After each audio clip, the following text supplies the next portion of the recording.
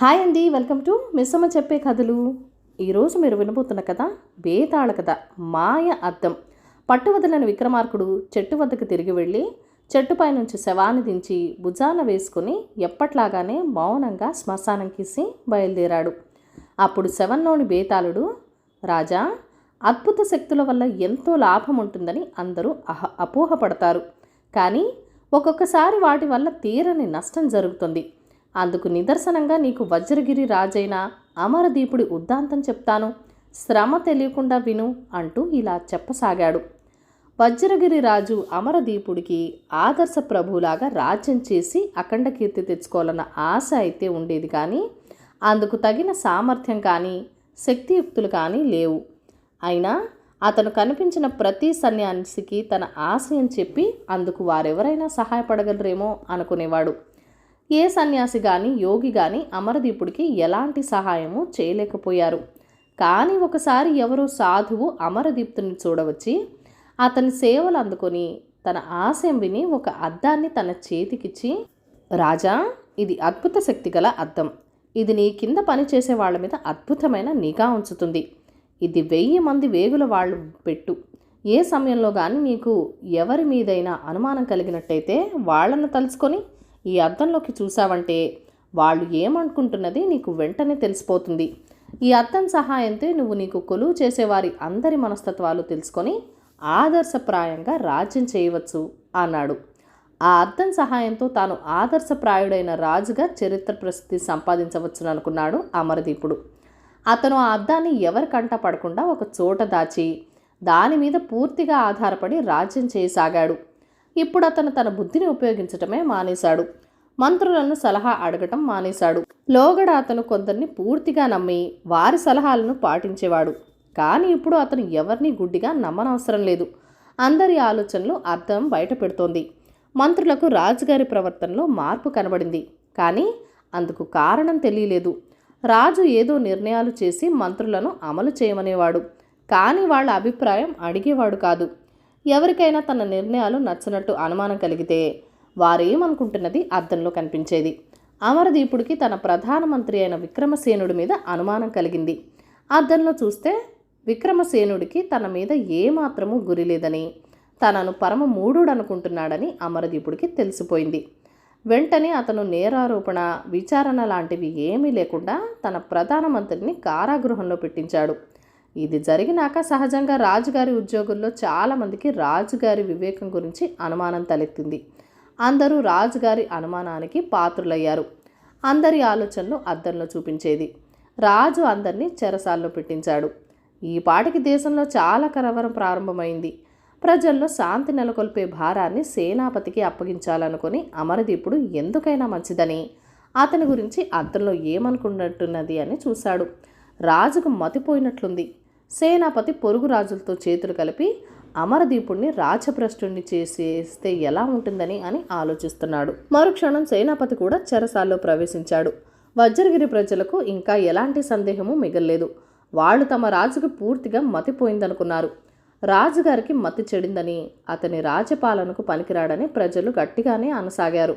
అమరదీపుడికి ఏం చేయాలో పాలుపోక తన కొడుకు సలహా తీసుకుందామనుకున్నాడు. వాడి ఆలోచనలు అద్దంలో స్పష్టంగా తెలిసాయి. తన తండ్రిని ఎవరి చేతనైనా హత్య చేయించటమా, తానే చెరలో పెట్టించి రాజ్యాభిషేకం చేసుకోవటమా, ఏది మేలని కాంతిదీపుడు తీవ్రంగా ఆలోచిస్తున్నాడు. తన కొడుకులు అలాంటి ఆలోచనలు రేపిన తాను ప్రజలను ఆదర్శ ప్రభులాగా పరిపాలించటం కలలో వార్త. అమరదీపుడు తన కొడుకును పిలిచి, నాయనా, నాకు రాజ్యం చేయాలని లేదు. రేపు నీకు పట్టాభిషేకం చేసి నేను అడవులకు పోయి తపస్సు చేసుకుంటాను అని చెప్పి ఆ రోజే తన లోగడ కారాగృహంలో పెట్టిన ఉద్యోగులందరినీ చెరవిడిపించాడు. మర్నాడు కాంతిదీపుడు రాజయ్యాడు.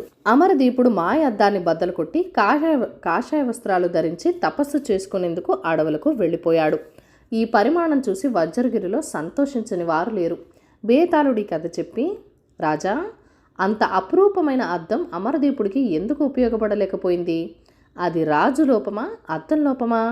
తనకు ఉపయోగపడని అద్దం తన కొడుకుకైనా ఉపయోగపడుతుందేమో అని చూడకుండా రాజు తపస్సు చేసుకోబోతూ ఎందుకు పగలగొట్టాడు?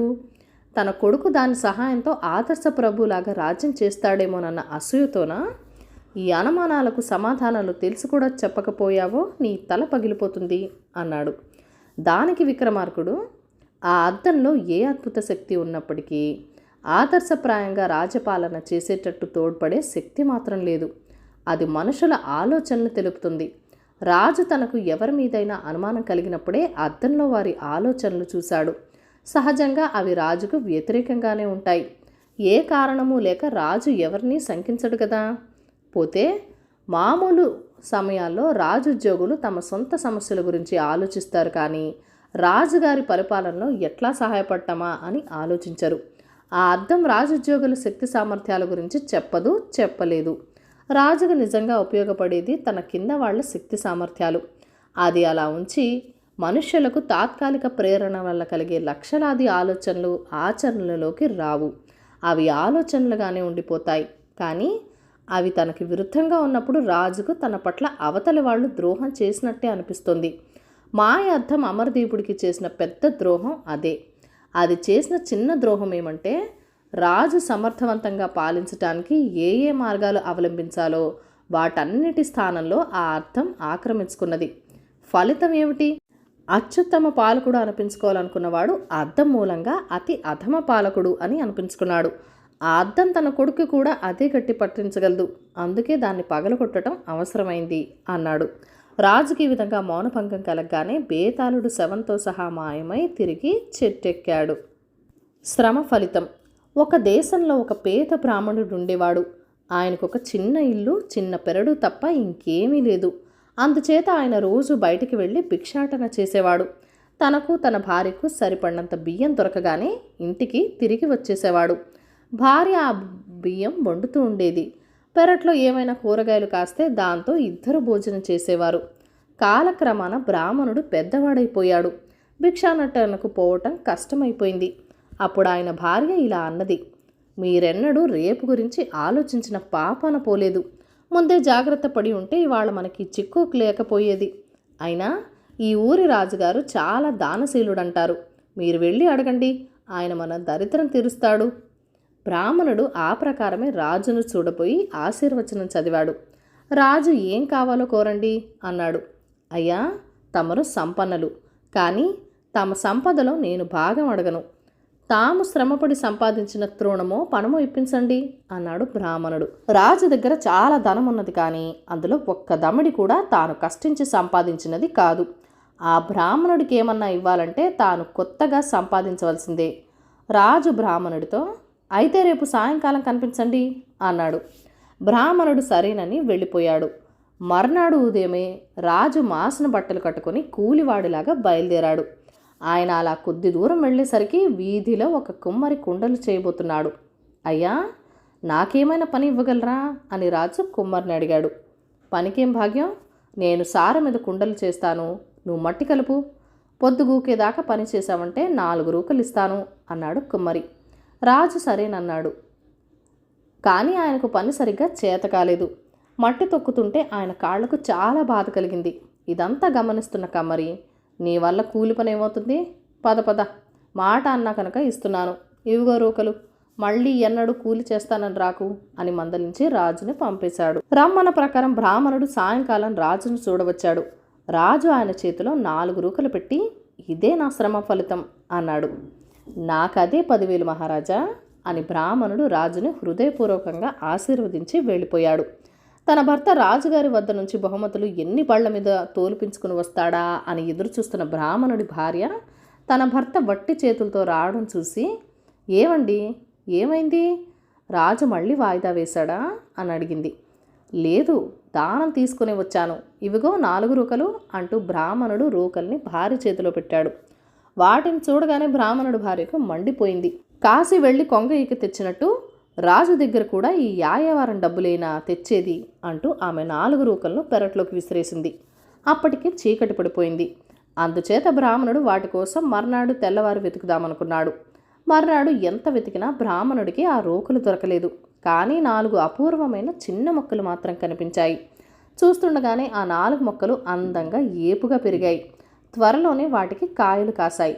బ్రాహ్మణుడి భార్య ఆ కాయలు కోసి ఏం రుచిగా ఉంటాయో చూద్దామని వాటిని తరిగేసరికి కాయల నిండా ముత్యాలు కనిపించాయి.